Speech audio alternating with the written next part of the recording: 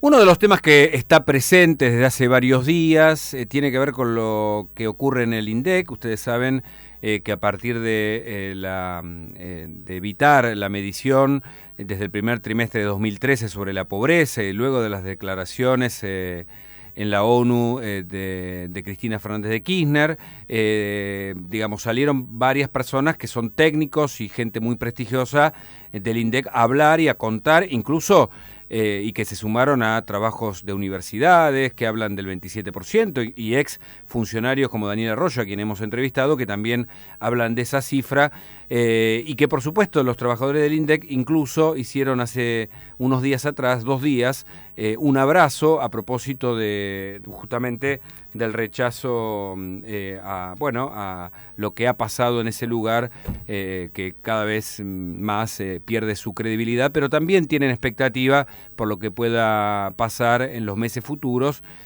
cuando tal vez el INDEC cobre justamente el valor y el reconocimiento que históricamente se ha ganado. Por eso estamos en línea ahora con Cintia Poc. Ella es ex directora de la encuesta permanente de hogares del INDEC y queremos hablar un ratito sobre pobreza, sobre el abrazo, sobre varios temas. ¿Cómo está Cintia Hugo Maquiavela aquí en la 92.3? Hola, ¿qué tal? Buenas tardes, ¿cómo está? Lo primero, lo último que hicieron, el abrazo, ¿en qué consistió? Contale a la gente eso que ustedes vienen haciendo ya hace tiempo. Sí, perfecto. Ahí desde el año 2007, cuando irrumpió la intervención, digamos, para manipular los datos, hostigar a los trabajadores y desmantelar la institución, digamos, que fueron al principio, fines del 2006, principio del 2007, desde entonces está vigente la denuncia de los trabajadores y las trabajadoras sobre esto, digamos, todos los técnicos, encuestadores, administrativos, digamos, todo el personal, de los profesionales hasta toda la escala, digamos, salimos a denunciar esta intervención. Una de las expresiones de esa denuncia fue el abrazo al INDEC, que se empezó a realizar una vez por mes en ocasión de que se publica el índice de precios, y como más emblemático, digamos, de todos los programas tocados por la intervención. Entonces, una vez por mes, cuando sale el índice de precios, se realiza este abrazo al INDEC, que no solamente concita a los mismos trabajadores del INDEC, sino a innumerables personalidades, ciudadanos, organizaciones, sindicatos, demás. Es decir, los trabajadores lo realizamos nucleados en nuestras organizaciones gremiales, que son ATE y la CTA, y digamos, yo misma tengo participación en estas organizaciones, claramente, y bueno, se ha conformado una tradición de una vez por mes realizar esta acción. La particularidad del último abrazo fue que fue el abrazo número 100. Claro. Entonces, porque hace más de 8 años, digamos, que estamos en esta pelea, y fue el abrazo número 100, que bueno, fue multitudinario, y realmente allí se expresó nuevamente la condena y la denuncia a la manipulación, al hostigamiento y a la destrucción de la institución, ¿no? Cintia, ¿tienen esperanzas ustedes de recuperar el prestigio del INDEC y que vuelva a ser, tal vez terminado este periodo de gobierno, o no, vuelva a ser el organismo que fue? Más que esperanza, tenemos determinación de que en algún momento vamos a lograr eso, digamos, si no sería ociosa la batalla, porque realmente es palmo a palmo todos los días, adentro, afuera, en todos lugares, porque, a ver, más allá de las operaciones de maquillaje que ha habido en distintos momentos, donde se blanqueaba un poco, se pintaba de blanco, digamos, más que aclarar, los distintos mecanismos, adentro todo es como era entonces, es decir, continúan los mismos procedimientos, continúa el mismo hostigamiento, continúa el mismo congelamiento y frisado de compañeros y compañeras, las mismas imputaciones, incluso judiciales y demás, y todas las acciones que se mueven son las que van contra los trabajadores y las trabajadoras. La causa madre, digamos, la enorme enorme causa madre que es la denuncia de toda la manipulación y todo eso, está durmiendo en los cajones de Canicova Corral.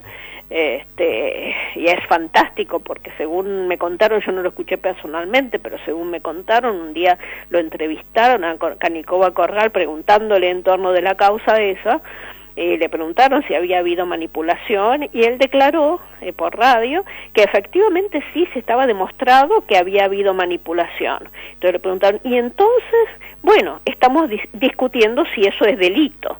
Así que realmente es surrealista el contexto donde estamos, ¿no? Me permite hacer una autorreferencia porque hace un par de semanas hicimos en verdad en el programa La Cornisa un informe sobre la desnutrición infantil en Tucumán, donde también se modificaban, cambiando, digamos, uno de los indicadores, la desnutrición que, digamos, estaba avalada, el indicador que se usaba antes por la Asociación Argentina de Pediatría, por uno de bajo peso que se lo utiliza para países europeos en donde el bajo peso está conformado por otras variables, ¿no? Creo que me refiero bien así a cómo se hizo, y de esa manera bajaba no solo la desnutrición sino la mortalidad. Esto también ocurrió en el INDEC, es decir, modificar, digamos, la metodología y modificar indicadores y variables para trastocar la información. Sí, absolutamente, porque nada de lo que ocurrió es desarrollo metodológico, digamos, se toca metodológicamente, pero con el objetivo de que dé otro resultado, digamos, no de mejorar las estadísticas. Por supuesto, todas las estadísticas son mejorables y se supone que un instituto serio está en un permanente proceso de renovación y modernización de sus estrategias metodológicas, lo cual no quiere decir que si quiero que me dé 4 y me está dando 8, modifico lo del medio, claro. Me meta una norma metodológica que produzca que me dé la mitad, digamos. Esto no es una discusión metodológica. ¿Y ustedes cuándo sintieron el primer, para aprovechar este simbólico y tan importante acto de los 100 abrazos al INDEC, cuándo notaron, cuándo fue el momento del quiebre donde ustedes de alguna manera abrieron los ojos y dijeron, vienen por nosotros aquí? Y fue muy rápido, la verdad. El quiebre fue en el ámbito del índice de precios, donde, bueno, cuando aparecían productos, por ejemplo, es un ejemplo, ¿no? Había sí, claro, múltiples expresiones, pero bueno, una de las características del índice de precios es que tiene que estar midiendo lo que efectivamente el precio de góndola o de demostrador que está pagando la gente por los productos. Sí, hacer un relevamiento de campo. Un relevamiento de campo, pero con lo que efectivamente se está pagando. Y en ese momento había, por ejemplo, esto es no solamente un ejemplo, sí, claro, entre centenares, el precio, creo que del pan se había puesto, había un precio de referencia, todavía no se llamaban los precios cuidados, digamos, pero un precio obligatorio de, creo que era de 2,50 el kilo en ese momento, no sé si mal no recuerdo, no estoy segura, pero es un precio de referencia. Y los encuestadores iban a los comercios y estaba el cartelito del 2,50, pero no había pan a ese precio, el pan estaba a 8 pesos, ¿sí? Entonces, el encuestador tiene que recoger los 8 pesos, no los 2,50. Entonces, porque eso es lo que la gente que entraba en ese comercio compraba, el de 8 pesos, no, porque no había 2,50. Entonces, llegaba a la oficina y le borraban el 8 pesos y le ponían el 2,50. Entonces, epa, ¿qué pasa? ¿Eso en qué año fue, lo recordás? Y sí, fines del 2006 ya. Claro, claro. Bueno, y como eso, una serie de cuestiones, innumerables cuestiones, digamos, donde si el alfajor se pasaba de tanto precio, se iba para atrás y demás. Es decir, se analizaba precio por precio con gente que venía de la Secretaría de Comercio y el Ministerio de Economía, analizaban los precios, lo que les parecía desorbitante entre comillas, digo, sencillamente lo cambiaban. Y después se introdujo lo que se llamó un parche informático que en el procesamiento de los datos directamente, precio que sobrepasaba un cierto nivel de variación, saltaba automáticamente para atrás y iba por otro camino para corregir ese aumento. Entonces, bueno, ahí también hubo toda una cosa, una batalla ideológica, porque se decía qué escándalo que estaban en la canasta, estaban las rosas de Colombia y los viajes a Cancún, y que era una canasta súper elitista y todo eso. Bueno, digámoslo, hay gente que compra rosas de Colombia y hay gente que viaja a Cancún. Eso es indudable, pero lo que es cierto que no era eso lo que movía el índice lo movían el pan, la leche, la carne y los productos básicos de la canasta alimentaria, así que bueno, hubo toda una batalla ideológica en torno a eso también, ¿no? Que no se haya medido pobreza desde primer trimestre de 2013, ¿es un elemento más para ocultar y no solo para manipular la información? ¿Para vos, para el criterio de ustedes? Uno en esos casos se pregunta qué es peor, digamos, si no tener el dato o tener un dato absurdo, realmente aberrante, ¿no? Y ahí recorrimos ni siquiera se pusieron de acuerdo los funcionarios en cuál era la versión oficial, porque, a ver, la saga empezó con el ex jefe de gabinete, Capitanich, diciendo que no se podía publicar ese dato por un problema de empalme. Absolutamente falso, porque no tenían que empalmar ese dato con absolutamente nada, porque realmente al año siguiente iban a tener el problema de empalme. Para ese dato no. Después vino el ministro de Economía diciendo que la pobreza no se puede medir porque es estigmatizante, y bueno, a ver, es un poco ridículo, ¿no? Porque estigmatizar quiere decir como no marcar con hierro candente. Claro. A ver. No, y además es como si alguien viene vos sabés que, y digo, es terreno incluso de ustedes, ¿no? La sociología, como ciencia, tiene uno de sus padres que es Durkheim, ¿no? Que comparaba el cuerpo humano con la sociedad. Y si vos tenés un cuerpo humano que tiene una enfermedad, ¿la vas a negar para...? Exactamente.